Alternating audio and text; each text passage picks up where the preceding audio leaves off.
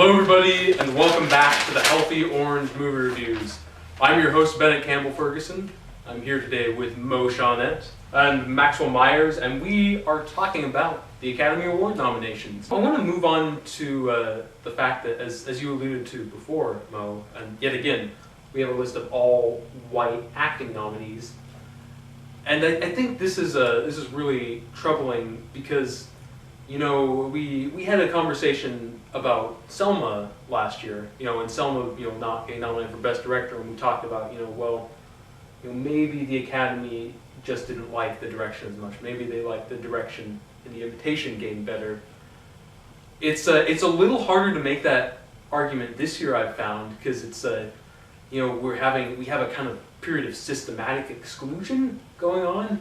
So I was just wondering if you guys think there are things that Hollywood and or the Academy can do to start putting an end to that.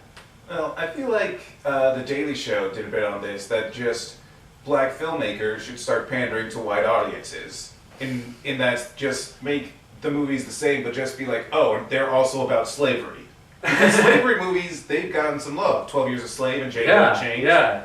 So, there's that. I think part of it is is with the Academy, because they could stand to broaden their horizons, like to what sort of films they would see and what would get nominated. So like I feel like for me the biggest snub in the acting category was Idris Elba for Beasts of No Nation. Oh yeah, and he was they campaigned hard for him. Yeah, and so that's a movie that came out on Netflix. So I feel like that might have been why they didn't take it as seriously, why they didn't look into it as much. Sure.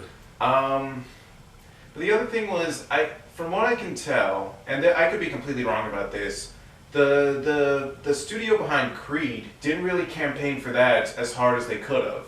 Yeah. Like, Sylvester Stallone gets a supporting actor nomination, and he's deserved it, and he's probably going to get it, but, like, Ryan Coogler did an amazing job as director. Michael B. Jordan did an amazing job as lead actor. So they could have been nominated. And I think I had a point somewhere in here. I don't know. And I didn't see Straight Outta Compton, so I can't speak to that one. I didn't see Concussion, so I can't speak to that one.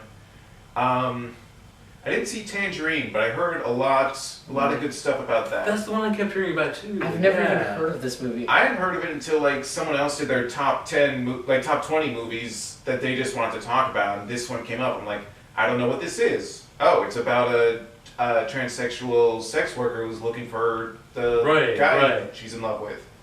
Okay. All right. So, and I might look into that one. I don't know.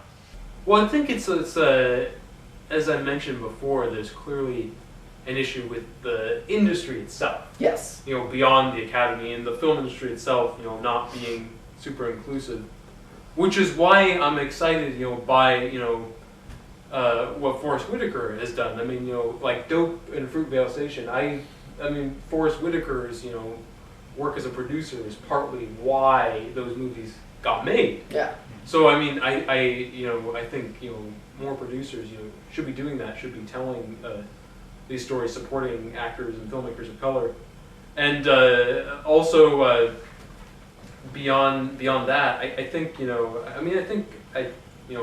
not to toot our own horn, but I think film critics have a role to play as well, and some are. So I mean, I think that's it's part of the people who are commenting on the industry. There's a role to play there in terms of speaking up and saying we want this or we don't want this. We want more of this. I agree. It's all over. But also, what I think Mo was talking about is it's weird the Academy not showing any love to Idris Elba because they pushed that. They pushed it really hard. Yeah. And I think it is come back to a bunch of old white people going, Netflix, you didn't even go into a theater. Like you said that What Happened to Miss Simone got nominated for documentary, so... Oh, that's true. And then we also, also old white people love Nina Simone. I love Nina Simone. Everyone. I mean, I guess they don't like African child soldiers. It's a hard. It's also a very hard topic.